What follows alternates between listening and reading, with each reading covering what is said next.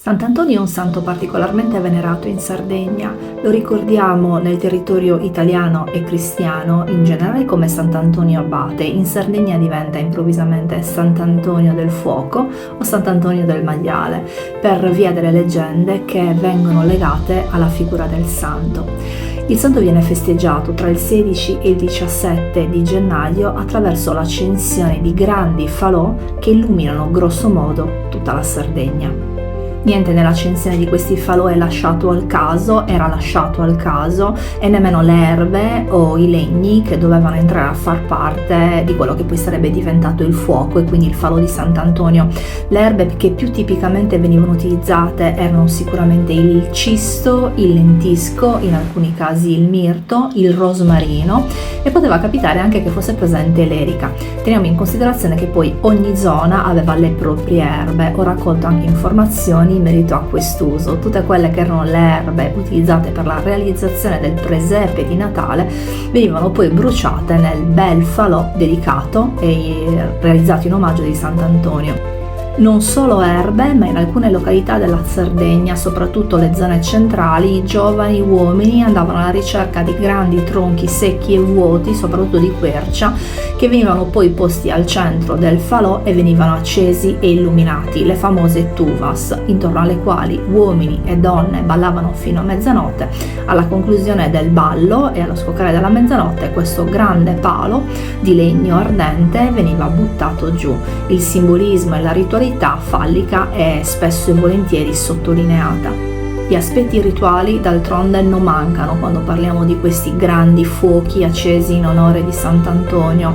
Tendenzialmente le persone giravano intorno a questo fuoco per 3, 9, 13 volte. Questi giri venivano raccontati come volti a onorare il santo e in alcuni casi erano utilissimi come strumento apotropaico. Giravano intorno al fuoco donne, uomini, bambini, ma anche e soprattutto gli animali, che in questo modo avrebbero onorato il santo e sarebbero stati protetti dal santo. Questo ci si aspettava. Cenere, carboni, fuoco in generale risultavano essere essi stessi apotropaici. La cenere veniva utilizzata il giorno seguente per rendere più fertili e più abbondanti nell'anno seguente i campi, quindi sarebbe stata cosparsa nei campi.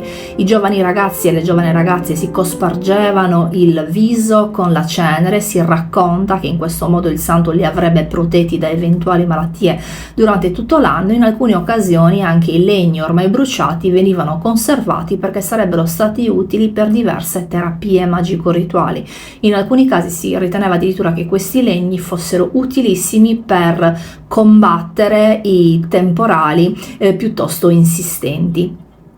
Il grande fuoco di Sant'Antonio poteva essere anche scalato e saltato. Ricordiamoci che i fuochi di Sant'Antonio sono molto diversi rispetto ai fuochi di San Giovanni, ben più piccoli, dei fuochi che risultano essere quelli di San Giovanni delle proprie fumigazioni comunitarie. I fuochi di Sant'Antonio molto grandi venivano scalati e quindi i giovani audaci si arrampicavano in questi grandi falò per prendere frutta e dolciumi che venivano posizionati sul palo o addirittura saltati. Era richiesta grandissima destrezza e quindi riuscire in questa impresa dava valore alla persona che ovviamente riusciva. Intorno a questo fuoco, un po' come succede ancora oggi, intorno a questi fuochi gravitavano non solo giovani, uomini e donne che ballavano e si muovevano e si divertivano, ma anche vino, bevande analcoliche, ma soprattutto dei dolci realizzati in onore di Sant'Antonio. Erano tendenzialmente subistiddu o sagogone de pistiddu, una focaccia ripiena di una farcia dolce realizzata con la sapa, col miele e con la frutta secca, e in alcuni casi ispavassinasa o ispabassinoso.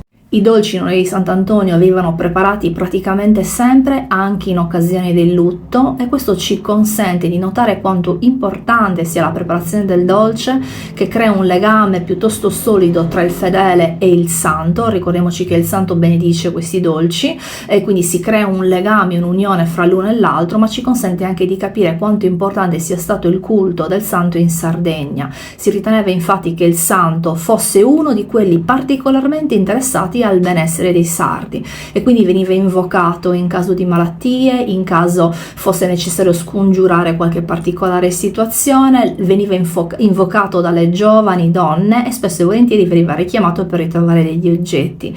Si riteneva che il santo avesse molto a cuore il benessere degli esseri umani e dei sardi a questo punto, soprattutto per via della leggenda che racconta di come il Sant'Antonio Abate santo sia sceso negli inferi e con l'inganno sia riuscito a sottrarre il fuoco, una scintilla di fuoco agli inferi, donandola poi e infine agli esseri umani. Quindi un legame molto stretto. Il 16 gennaio tutta la Sardegna si accende in onore di Sant'Antonio Abate, che poi verrà festeggiato in modi pure differenti il 17 di gennaio.